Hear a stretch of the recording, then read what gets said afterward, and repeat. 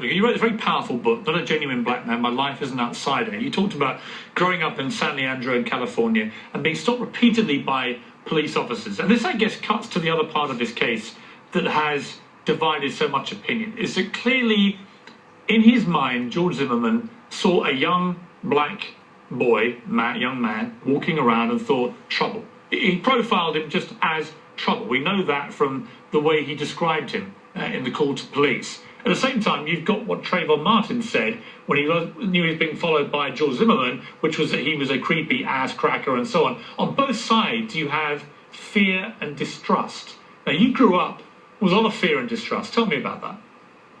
Well, I grew up in San Leandro, California, which borders open to the south. We moved there in the early 1970s at a time when it was 99.99% white.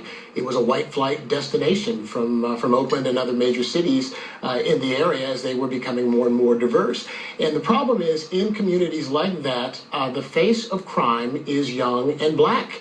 And so that being the case, you are a suspect just by walking down the street. And I think that that's the fundamental question we have to answer in terms of the verdict for this case, and that is, can an African-American male, a young African-American male, walk down the street in a neighborhood where he, quote-unquote, doesn't belong without being looked at as a suspect?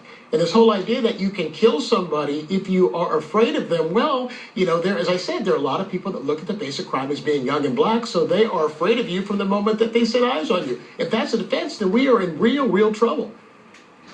Yeah, I mean, Roger Vereen, you know, I do agree with a lot of that. I do think that there's something fundamentally wrong with the justice system that allows George Zimmerman to basically play the cop he always wanted to be but wasn't, and to act like a vigilante, go after this guy who's unarmed, minding his own business, had no harmful intent that we can deduce at all, and ends up dead. I just don't think that you can be completely unaccountable for that. There has to be some form of justice for Trayvon Martin, doesn't it? Oh, absolutely, and you have to look at the fact as well that, you know, George Zimmerman has lied. George Zimmerman has lied. I mean, he says Trayvon Martin reached for his gun, had his gun, he had to break Trayvon's grasp off the gun, yet there's none of Trayvon's DNA on the gun. He's lied about how many times his head was supposedly banged against the concrete. If his head was banged against the concrete 25 times, why did it only take 2 Band-Aids in order to take care of the wounds?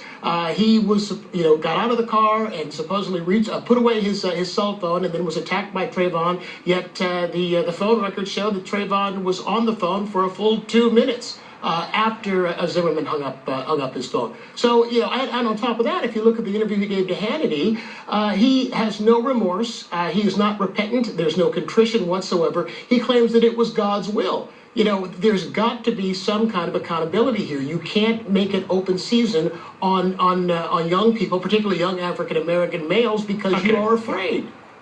Let me bring in Gloria. I mean, it just comes back to your point, though, that we're talking about a criminal action here in a criminal court. That is a